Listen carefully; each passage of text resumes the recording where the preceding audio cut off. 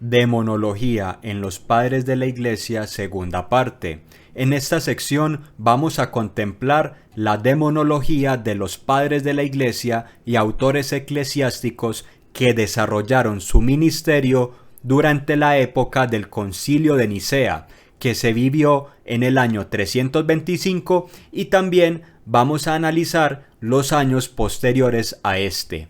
Eusebio de Cesarea, un historiador de la Iglesia que vivió entre el año 260 y el 340, nos brinda algunos relatos bastante detallados y amplios sobre el oficio de los exorcismos. Llega hasta el punto de dar cifras concretas, indicando que durante el papado de Cornelio, hacia el año 251, había 52 personas en Roma designadas para ejecutar exorcismos con autorización del obispo. Eusebio nos comenta un caso particular de exorcismo que nos puede ofrecer un panorama sobre la visión que las personas tenían en torno a esta práctica a lo largo de los siglos II y III. Un presbítero romano llamado Novaciano cayó víctima de Satanás mientras aún era catecúmeno, es decir, mientras estaba esperando a ser integrado en la Iglesia a través del bautismo. Los exorcistas tuvieron que asistirlo, pues las fuerzas demoníacas lo atormentaban.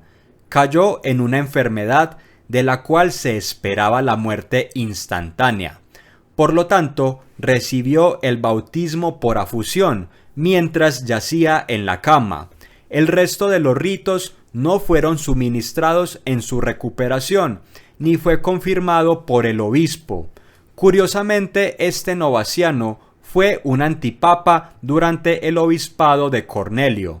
Novaciano era muy querido por una facción radical de la Iglesia, pues este hombre decía que no se debían perdonar a las personas que habían renegado de su fe durante las épocas de persecución bajo el imperio de Decio.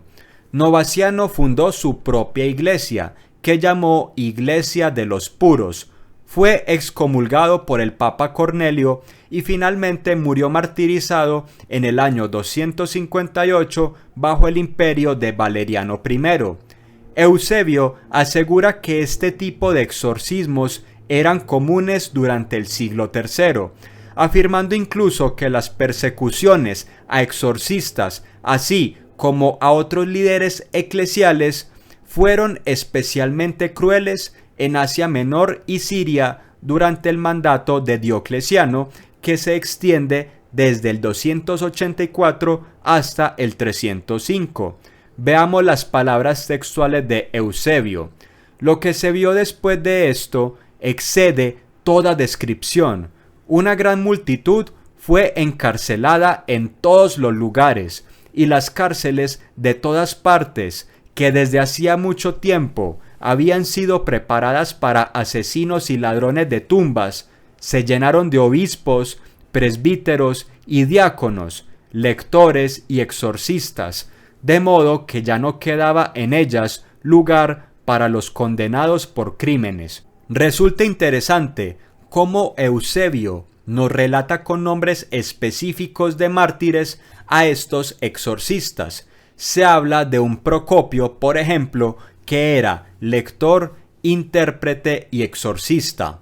Alfeo, por su parte, era lector y exorcista. Eusebio trae a la memoria el registro de un diácono exorcista de Cesarea llamado Romano, que fue ejecutado en Antioquía. El estudioso Jonathan Carl expone que Eusebio mostró cómo durante la época de la Iglesia primitiva y los primeros siglos del cristianismo había personas que, dedicadas a la adoración de ídolos, ofrecían sacrificios. Veamos lo que dice este académico. Eusebio también proporciona útiles ejemplos del culto a los demonios en curso durante la época de la Iglesia primitiva. Describe un sacrificio humano en Cesarea de Filipo, cuando un cristiano llamado Astirio intervino con valentía para que Dios reprendiera al demonio, a fin de poner fin al engaño de los hombres. No es de extrañar que jamás se realizara algún tipo de sacrificio u obra demoníaca en este lugar. Asimismo, Eusebio trae noticias de 2 señoritas vírgenes que fueron raptadas por adoradores del demonio para ser violadas, pero lograron escaparse y se suicidaron para no ser atrapadas por fuerzas demoníacas. De acuerdo con este historiador eclesiástico, la práctica de sacrificios humanos era común e incentivada por el demonio. Eusebio describe a un emperador romano, Magencio, que recurrió a la magia, y en sus adivinaciones abría a las mujeres que estaban embarazadas y examinaba las entrañas de los bebés que estaban en su interior. Mató leones y realizó diversos actos abominables para invocar demonios y evitar la guerra. Se describe a otro líder romano de Oriente, a César Maximinio, que honraba a su jefe de hechiceros y magos, con el rango más alto, volviéndose sumamente tímido y supersticioso. Valoraba mucho el error, dice Eusebio, de todos estos ídolos y demonios. De hecho, sin adivinos y sin oráculos, este líder no se atrevía a mover ni un solo dedo. Es claro que atendiendo a estos testimonios hay pruebas contundentes que para los cristianos de los primeros siglos el asunto de los demonios era bastante serio. Satanás y sus huestes, según este imaginario colectivo, arreciaban con violencia en contra de los hombres, impulsándolos a acciones mezquinas y a realizar depravaciones que no tienen nombre. La injerencia de poderes demoníacos y fuerzas del mal era algo bastante real para los sabios y eruditos cristianos de esta época. No en vano, Atanasio de Alejandría, que vivió entre el 298 y el 373, que fue llamado campeón de la fe, exhortaba a los fieles a realizar con frecuencia el signo de la cruz para espantar el mal y alejar a los demonios. Cirilo de Jerusalén, que vivió entre el 313 y el 386, también aseguró que cualquier influencia maligna podría ser espantada de manera similar con el aliento de los santos, la invocación del nombre de Dios y el signo de la cruz. Por su parte, Ambrosio de Milán, que vivió entre el 340 y el 397, nos brinda un esclarecedor testimonio de la práctica del bautismo durante su época.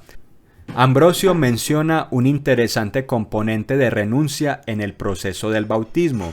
Este hombre describe al nuevo creyente inmediatamente antes del bautismo mirando hacia el oeste y renunciando al diablo y sus obras, al mundo con sus lujos y placeres.